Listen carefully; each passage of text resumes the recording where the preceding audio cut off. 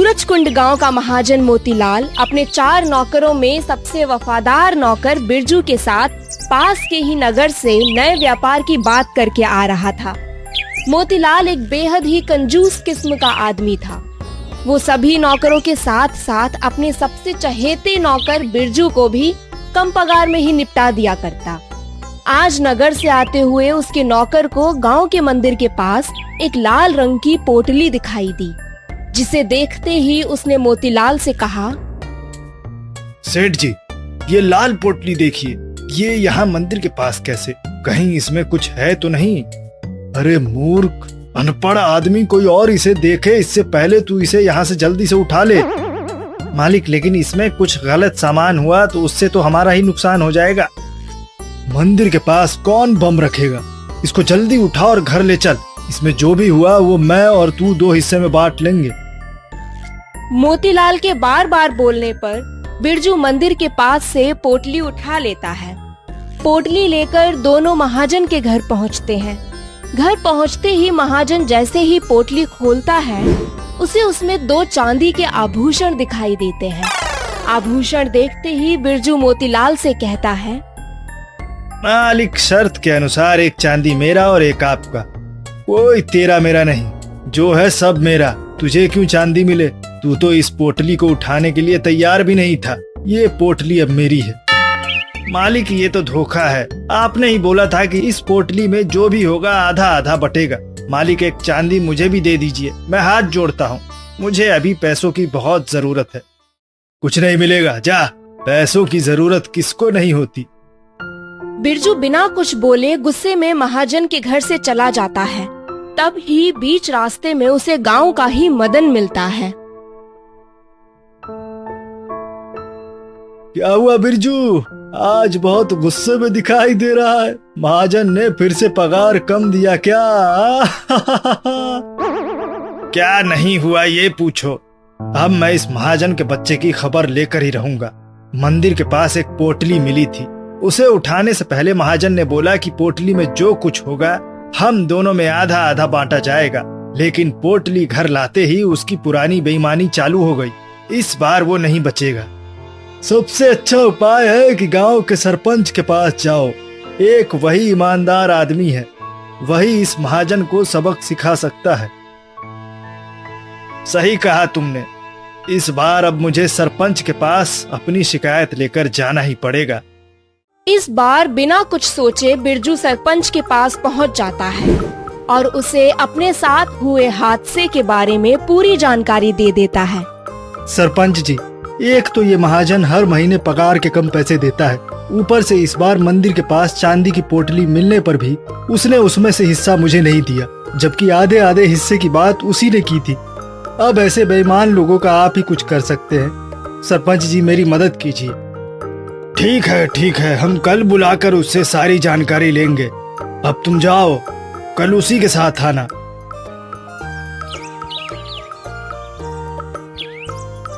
अगले दिन महाजन गुस्से में बिरजू के पीछे पीछे सरपंच के पास पहुंच जाता है। महाजन जी, आपको तो पता ही है कि बिरजू ने आपकी शिकायत की है, तो जो आपने इससे चांदी का आधा आधा हिस्सा देने का वादा किया था, फिर अपनी बात से पीछे क्यों हट रहे हैं? मैंने ऐसा कोई वादा नहीं किया था, बल्कि मैंने इसे चांदी बेचने के लिए दे दिया था ताकि उससे मिला पैसा हम आपस में बांट लें। लेकिन जब मैंने इस बिरजू से बेचे गए चांदी की रसीद मांगी तो ये मुझे आपकी धमकी देने लगा और यहाँ आ गया। झूठ तो ये बोल रहा है। आपको मुझ पर भरोसा करना ही होगा। आपके पास अपनी बात साबित करने का कोई सबूत है? हाँ, मेरे घर में 3 और नौकर काम करते हैं। आप उनसे पूछ सकते हैं कि मैंने इसे चांदी दिया था या नहीं। ठीक है मुनीम जी, शाम तक तीनों नौकरों को यहाँ आने के लिए कह दीजिएगा। शाम होते होते महाजन के तीनों नौकर, बिरजू, महाजन और गांव के कुछ लोग फैसला सुनने के लिए सरपंच के पास पहुंच जाते हैं। सबकी सोचे अनुसार महाजन के तीनों नौकर महाजन के पक्ष में ही हामी भरते हैं। हाँ, तो फैसला सबके सामने है। बिरजू अपनी गरीबी और बेसहारेपन का फायदा उठा महाजन को फंसाना चाहता है, जो कि सरासर गलत है। बिरजू से उम्मीद की जाती है कि वो चांदी का सामान महाजन को जल्द से जल्द वापस कर दे। सरपंच के फैसले से महाजन और गांव के कुछ लोग खुश थे, तो वहीं सरपंच का मुनीम इस फैसले के पक्ष में बिल्कुल नहीं था।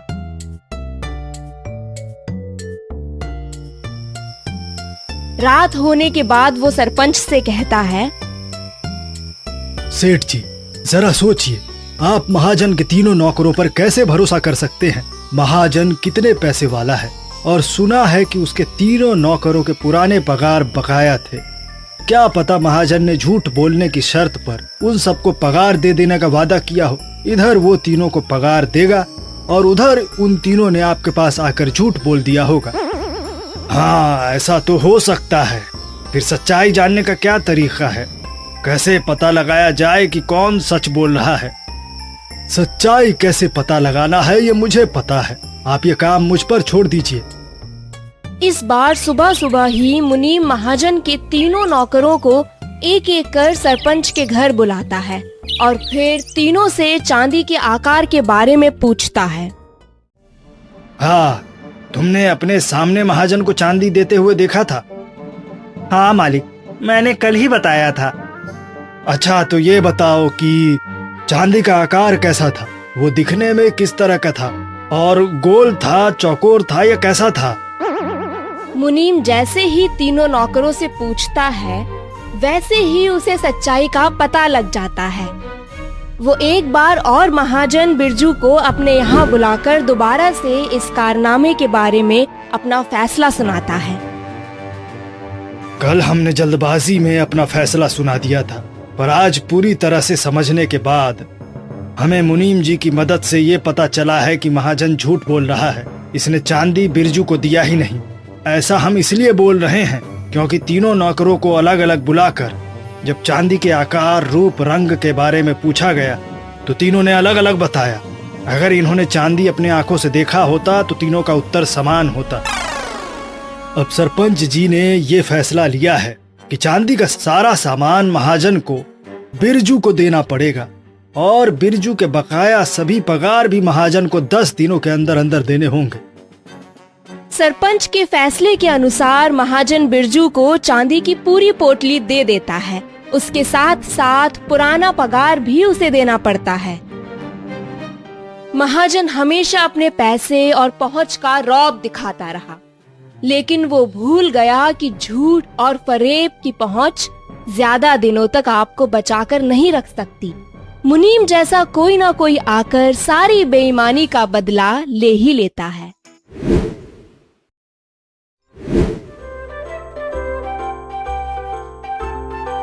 गुरुजी, हमने आपके कहे अनुसार सब कुछ किया, लेकिन अभी तक हमारा कोई बच्चा नहीं हुआ। हम लोग अब आखिरी बार आए हैं। इस बार कुछ तो ऐसा उपाय बताइए जिससे मेरे घर में कोई संतान आ जाए। ऐसा बहुत कम हुआ है जब मेरी कही बातें सच ना हुई हो। तुम्हारे लिए मुझे कुछ ज्यादा ही मेहनत करनी पड़ रही है। एक काम करो, यह आखिरी उपाय है, ये तुम्हारे काम जरूर आएगा। लगता है ऊपर वाला तुमसे कुछ ज्यादा ही नाराज है। तुम किसी जानवर की बलि दो, तुम्हारा काम जरूर बनेगा।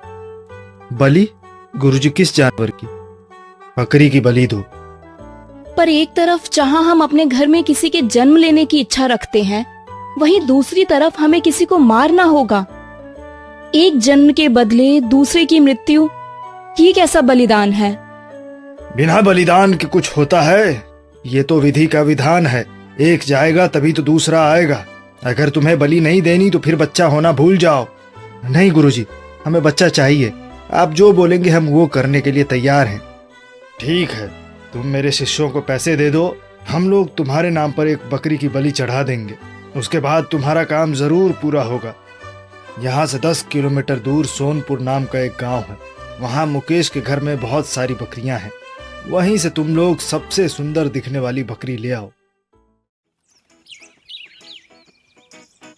अगले दिन साधु के दोनों शिष्य सोनपुर गांव में मुकेश के घर की तरफ चल पड़ते हैं। ये गुरुजी भी बड़े ही चालू आदमी हैं। उन्हें पता है कि बलि देने से कुछ होने वाला नहीं है, फिर भी पैसे के चक्कर में लोगों को बेवकूफ बनाते रहते हैं। ऊपर से बलि भी हम ही देंगे। वो तो चुपचाप खड़े होकर सब देखते रहते हैं। जीव हत्या का सारा पाप हम दोनों के हाथ ही आएगा। अब तक मैं इतनी बलि दे चुका हूँ कि अगले जन्म में मैं पक्का बकरी के रूप में ही पैदा होऊंगा। तब कोई न कोई मेरी भी बलि दे देगा। मेरी तो ये सब सोच कर ही अभी से ही हालत खराब हो रही है। इस बार कुछ करना ही पड़ेगा, नहीं तो गुरुजी का कारनामा कभी कम नहीं होने वाला। अब कुछ नहीं हो सकता, अब सिर्फ हम भोग सकते हैं बस। साधु के दोनों चेले सोनपुर गांव में मुकेश के यहाँ पहुँच जाते हैं। वो दोनों वहाँ कई बकरियों को देखकर खुश हो जाते हैं। हमें इनमें से एक बकरी चाहिए। गुरुजी की आज्ञा है कि सबसे सुंदर बकरी को ही लाया जाए। आप ये सफेद वाली बकरी ले जाइए। वैसे तो ये सारी बकरियां जादुई हैं, पर सुंदरता के हिसाब से देखा जाए तो आपके लिए ये सबसे अच्छी रहेगी। जादुई मतलब ये गायब हो जाती हैं क्या? नहीं, ये सब हम लोगों की तरह बोलना जानती हैं। तब तो बहुत अच्छा है, समझो हमारा काम हो गया। वैसे आपको ये बकरी किस काम के लिए चाहिए? तुम जानते ही हो कि हमारे गुरुजी बकरियों की बलि दिलाकर लोगों की मनोकामना पूरी करते हैं। ये बकरी भी बलि देने के लिए मंगाई जा रही है। ये लो तुम्हारे पैसे। बातें सुनने के बाद सफेद बकरी उदास हो जाती है। वहीं दूसरी तरफ दूसरी बकरी काफी खुश हो जाती है। वो मन ही मन सोचती है, अच्छा हुआ, अपनी सुंदरता पर इसे काफी घमंड था। घमंडियों के साथ ऐसा ही होना चाहिए। मैं इसकी तरह सुंदर नहीं हूँ, इसलिए आज जीवित हूँ और इसका तो कल आखिरी दिन होगा। चलो इसको लेकर चलें, हमारा काम तो बन गया। अब गुरुजी को पता चलेगा।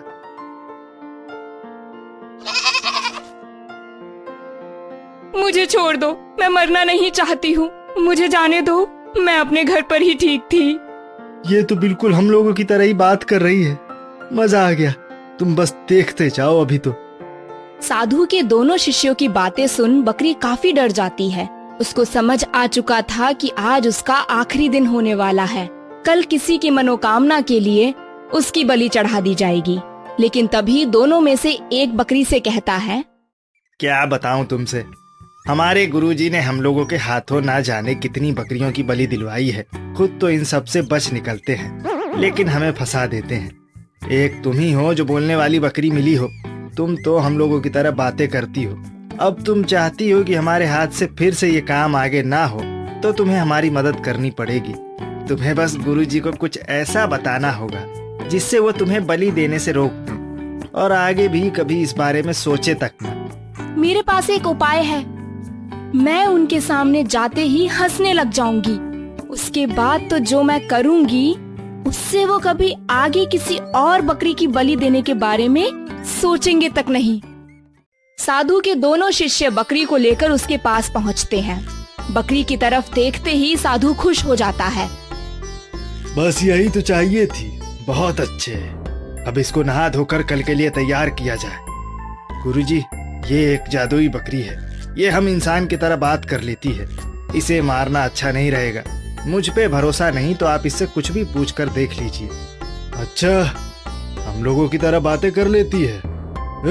तुम्हारा गांव कहाँ है? सोनपुर। सच में? ये तो सच में बोल सकती है। अब इसकी बलि तो जरूर देनी पड़ेगी। इसकी वजह से तो भक्तों की मनोकामना आसानी से पूरी हो सकती है। साधु की बात सुनते ही बकरी हंसने लगती है।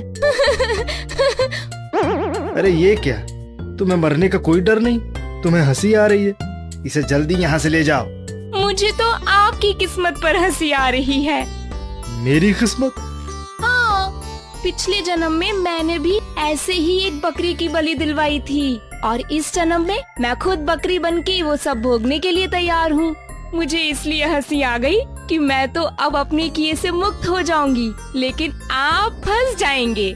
आप भी मेरी तरह अगले जन्म में बकरी के रूप में पैदा होंगे और तब आपकी भी कोई बलि चढ़ा देगा। ऐसा कुछ नहीं होता, मुझे तुमसे ज्यादा ज्ञान है। ऐसा कभी हुआ है क्या? तभी तो मैं एक जादुई बकरी हूँ। मैं इसलिए बोल पाती हूँ ताकि मैं बलि देने वाले को बता सकूं कि मेरे साथ क्या हुआ था।